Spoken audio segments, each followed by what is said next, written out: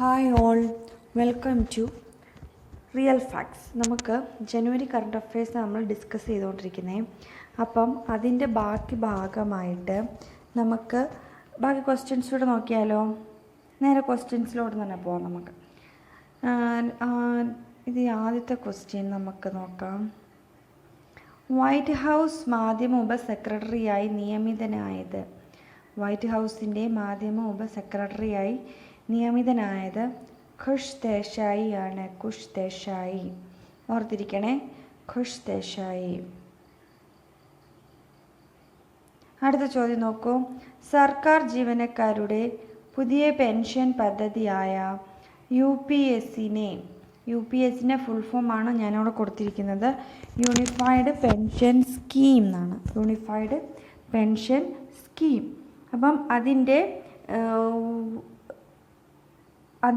കേന്ദ്ര മന്ത്രിസഭ അംഗീകാരം നൽകിയിട്ടുണ്ട്. അപ്പോൾ അതെന്താണെന്ന് ചോദിച്ചാൽ 2024 ഓഗസ്റ്റ് 24 കേന്ദ്ര മന്ത്രിസഭ UPS പെൻഷൻ പദ്ധതിക്ക് അംഗീകാരം നൽകിയത്. സർക്കാർ ജീവനക്കാരുടെ പെൻഷൻ പദ്ധതിയുടെ ഷോർട്ട് ഫോമാണ് UPS. അത് കേന്ദ്ര ഗവൺമെൻറ്റിൻ്റെയാണ്.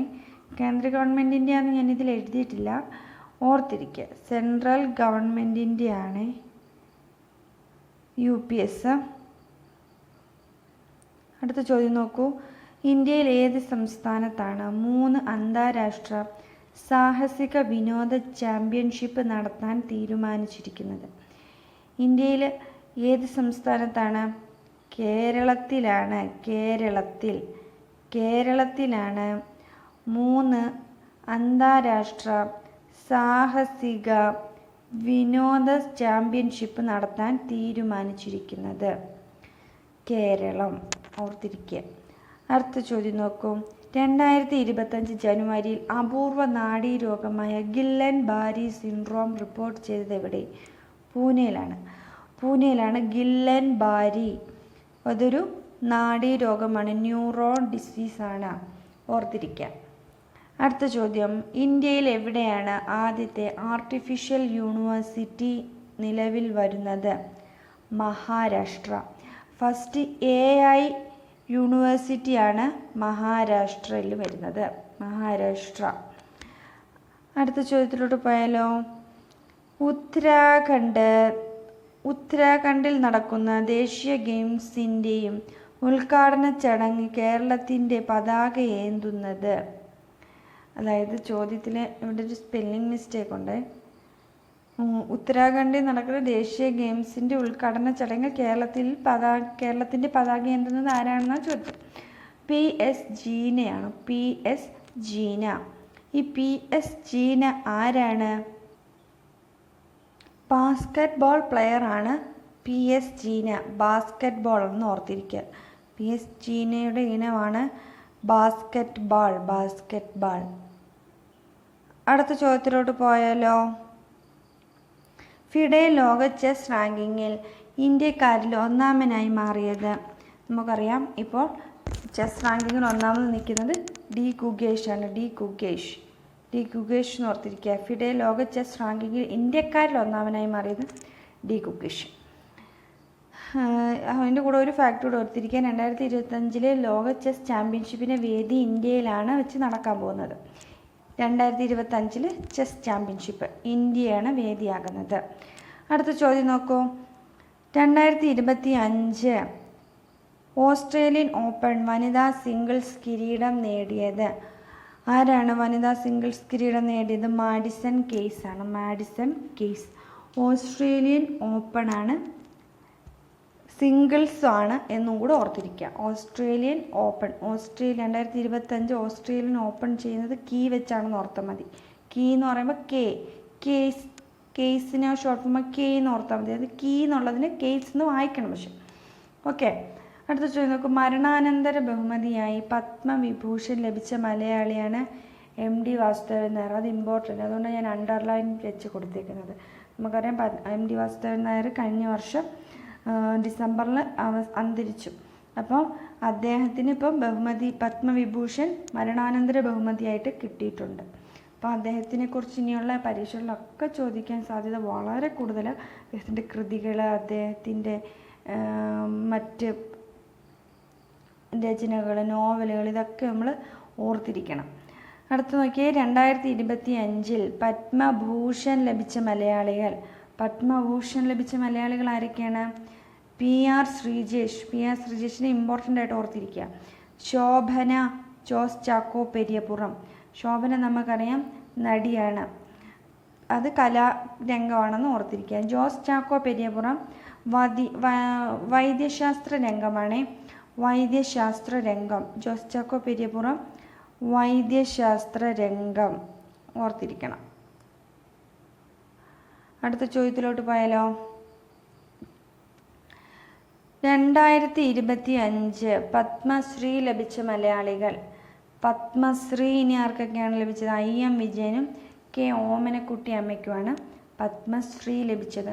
ഒരു ശ്രീ എന്ന് പറയുമ്പം ഒരു പെണ്ണിനെ നമുക്ക് ഓർമ്മ വരുമല്ലേ, ഒരു സ്ത്രീത്വം.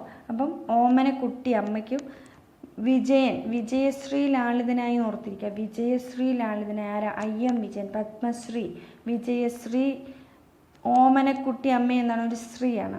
അപ്പോൾ ശ്രീ ഓമനക്കുട്ടി അമ്മ വിജയശ്രീ, അതായത് IM വിജയനും കൂടാണെന്ന് ഓർത്ത് വച്ചേക്കുക. അപ്പം ഇത്രയും ചോദ്യം നമുക്ക് ഇന്ന് ഡിസ്കസ് ചെയ്തിട്ട് ബാക്കി നമുക്ക് പിന്നെ ഡിസ്കസ് ചെയ്യാം. ഇപ്പോൾ സമയം 6 മിനിറ്റ് ആയിട്ടുള്ളൂ. അപ്പോൾ നമുക്ക് ഒന്നുകൂടി ഇത്രയും ഒന്ന് പറയാം. അപ്പോൾ പത്മശ്രീ ലഭിച്ച മലയാളികൾ ആരൊക്കെയാണ്? പത്മശ്രീ ലഭിച്ച മലയാളികൾ IM വിജയനും K ഓമനക്കുട്ടി അമ്മയും. രണ്ടുപേർക്കും എന്തുണ്ട്? ശ്രീ ഉണ്ട്. വിജയശ്രീ ശ്രീ ഓമനക്കുട്ടി അമ്മ എന്ന് ചേർത്ത് വായിക്കുക, അങ്ങനെ വായിക്കുക. അടുത്ത ചോദ്യം നോക്കാം. നേരത്തെ പറഞ്ഞത് പത്മഭൂഷൺ ലഭിച്ച മലയാളികളല്ലേ? പത്മഭൂഷൺ ലഭിച്ചത് പത്മഭൂഷൺ PR ശ്രീജേഷ് ഓർത്തിരിക്കണം. PR ശ്രീജേഷിന് പത്മഭൂഷണാണ് ലഭിച്ചത്. പറയാം ഒളിമ്പിക് താരമല്ലേ. അപ്പം ഹോക്കി അല്ലായിരുന്നോ?